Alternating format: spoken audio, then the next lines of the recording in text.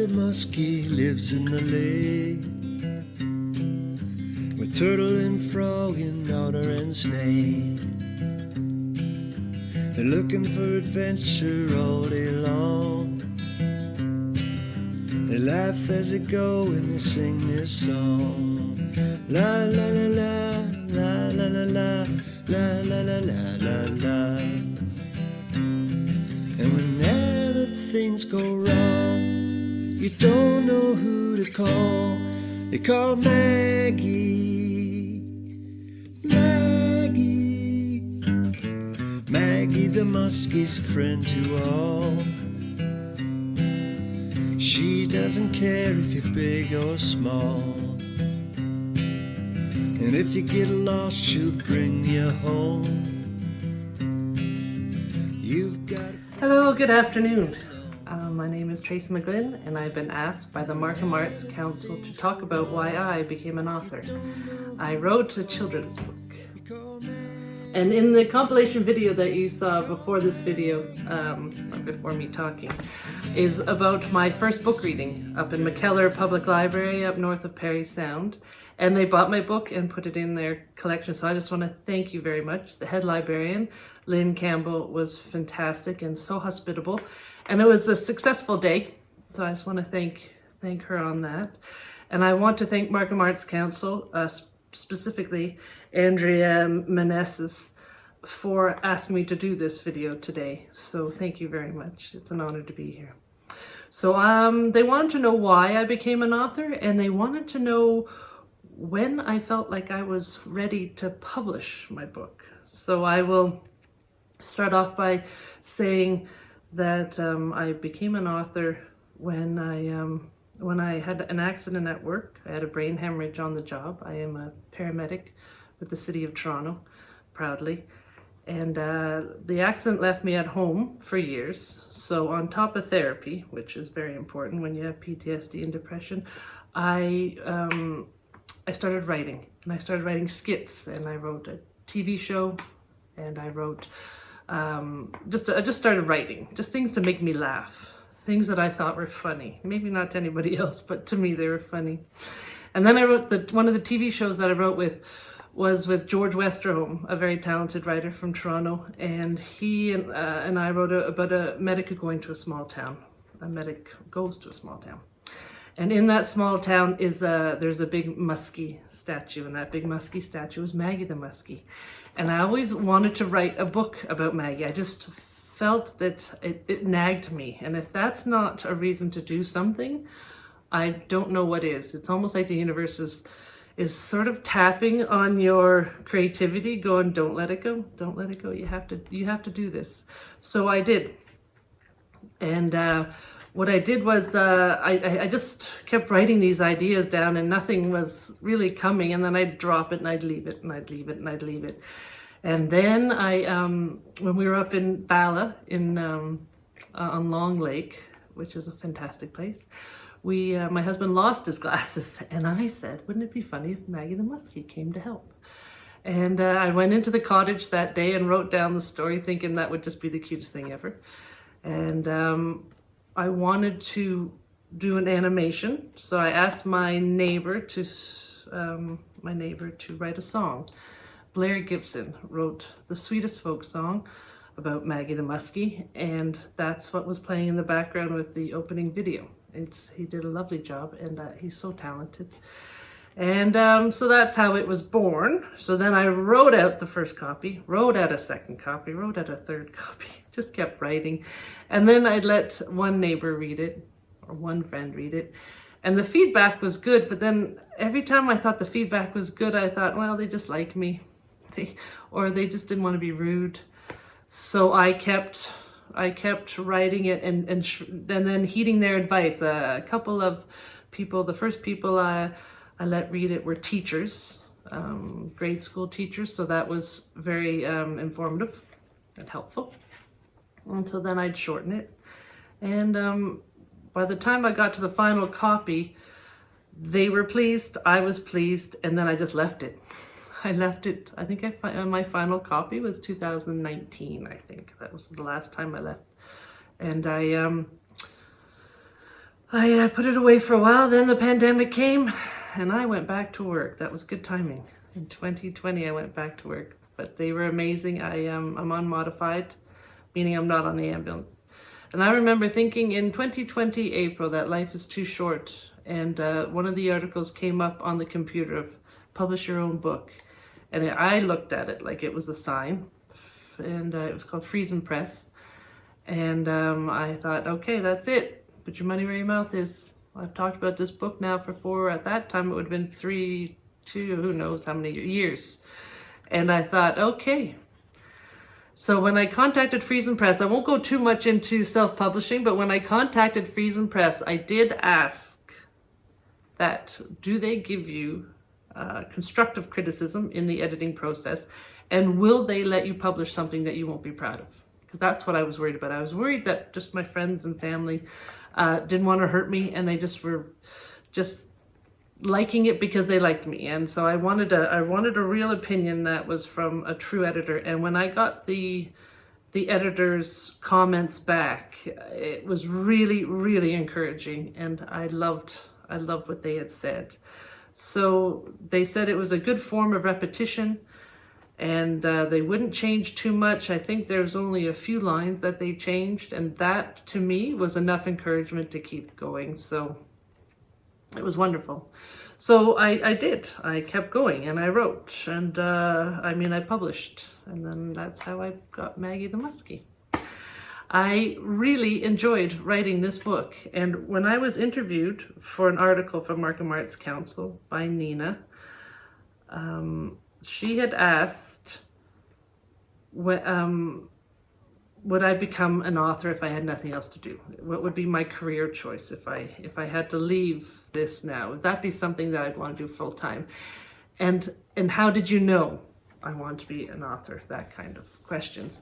So I was thinking about it, and I think when you can write something over and over again and edit it and edit it and edit it and write it and write it and write it and not get sick of it, you just keep going over it and like, that would sound better that way. That would sound better that way.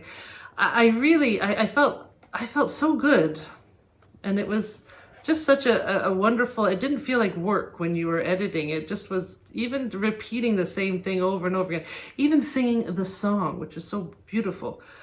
We'd sing the song all the time. For all these years, we were singing Maggie the Muskie. And it was just the encouraging. It felt like it had to come out. It felt like this was a story that had to be told. Now, I don't mean it in the sense that it's going to change the world. It's not a story that everyone has to hear. I mean it, I had to get it out of my creative library in my head.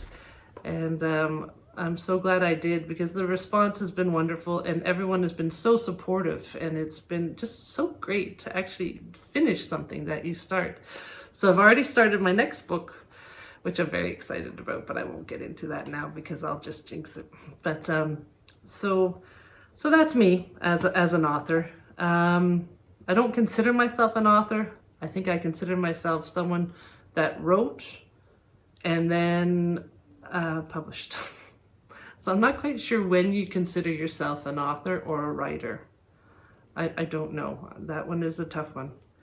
I know I like writing, and I know and I see now the importance of writing for me for therapy. When I was off with PTSD and stuff, I really found the therapy was hilarious. And then when my dad died in 2017, I thought I'd never laugh again. But I was writing skits about funeral homes, or I just took it to a darker place, but it was still funny. At least for me it was. Or I did the Grim Reaper. I did a couple of skits about the Grim Reaper. So I just took it and it really saved me, I think, the writing. It takes me to another place, and I love it. And to deal with the children's book, the imagination is fantastic, and the kids, I love the way they think, and I love the way they get excited over little things, and I love the way they look at things that we as adults forget to look at, and the kids look at things in fresh eyes and real true imagination, and I love that. So now when I look at things, I look at things differently. A spider on the wall yesterday morning. I look at it differently now, and I think I picture it as a little cartoon spider, or I'm picturing things now in a different light, and I find it's a wonderful journey. Actually, it's really fun. I can't sit here and talk too long about myself, because I do get nervous and I get fidgety. So what I did, I had a few people write down a few questions without me knowing, and then I have them on a list here. So I'm just gonna look at them and then see if I can answer them. Okay, are we ready? First question: when did you first realize you wanted to be an author? Okay, well, I think I covered that, but I don't think I ever I didn't start off wanting to be an author. I think I fell into it because I just liked the writing. I liked the escapism of writing. I think that was my main thing. Yeah, I think hopefully that answers that one. Here's another one. How long did it take you to write your book altogether? I would say, if I was to hazard a guess now, I would throw out 4 years, I think, on that one. Yeah, there's a lot of insecurity when you're writing your book. I had someone once say to me, I'm just sideline, that they didn't know, how did you know you were ready? And I think I answered that one earlier. I didn't. I never knew. I never had the confidence to say, this is going to be published. I never had that confidence. I think what I had was, you always have to move forward. I think that's what I had. I didn't have the confidence, but I had, if lack of a better word, I had inertia, I guess. You have to move forwards. Life is too short, and you just, if you gotta, like I said earlier, you gotta put your money where your mouth is sometimes. Okay, here is another question. Where do you get your information or ideas for a book? For the children's book, because I have another one that I'm working on that I love the character. He's adorable. He's a dinosaur. Little heads up.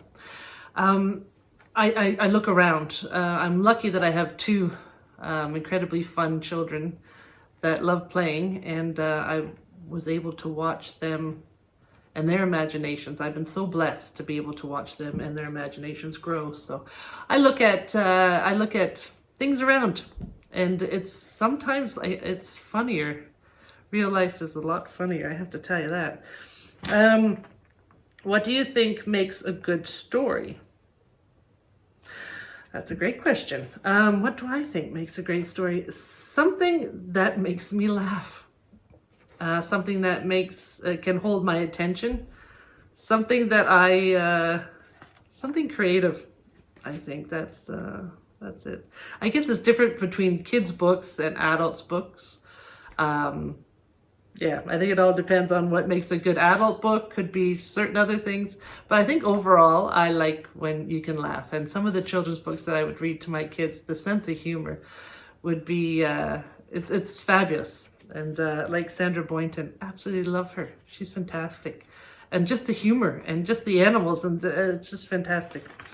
Why did you choose to write a children's book? Okay, I think I covered that one. I kind of fell into it. I fell into it because of the TV show that we wrote called Code Chloe. And in the center of town there was a large muskie, but I think I covered that. So hopefully that will do it. And why did you go for self-publishing? Oh, that's a good question. Because I didn't know how else to do it.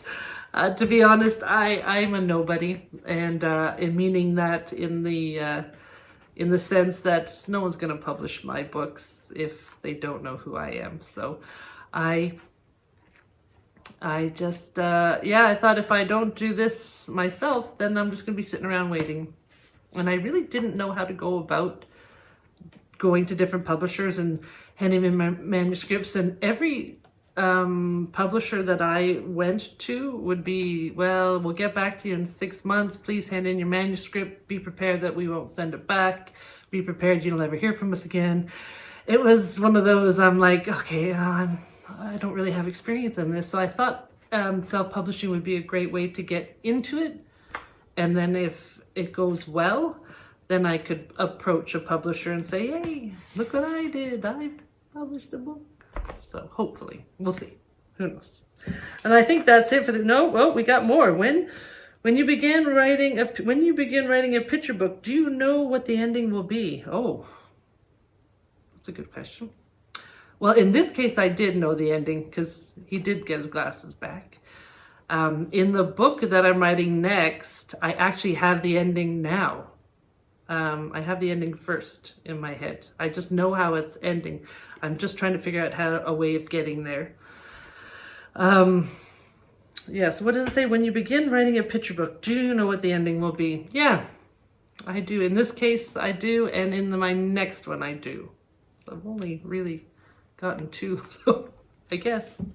If you could, this is the last one now. If you could, would you write children's books for a living? I love this question. No disrespect to my job at all right now, which I absolutely love with Toronto EMS.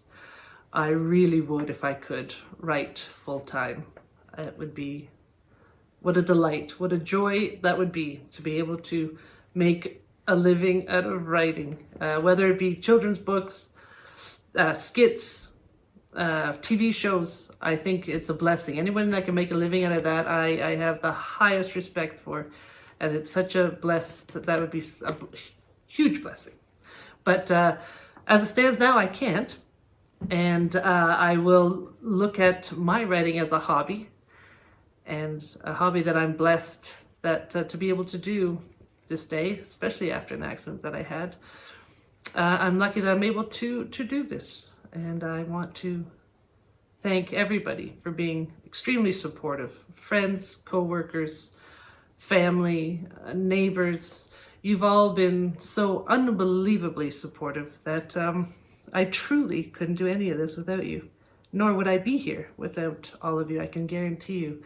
Everyone needs a support network around them for something as big as this. Well, in life in general, I think everybody needs a support network, and I've been blessed hugely with mine, so thank you. So I think and I hope I've answered all questions, and I hope, like I said, I was nervous. I hope the questions were answered, and I hope that you have a little more of an idea of what's going on with me. Okay, thank you so much to the Markham Arts Council for allowing me and asking me to do this. It's a true honor, and I truly love what you guys do. Thank you, and happy writing. There we go. I'm just fidgeting. I'm bending the book. Here you go. Happy writing.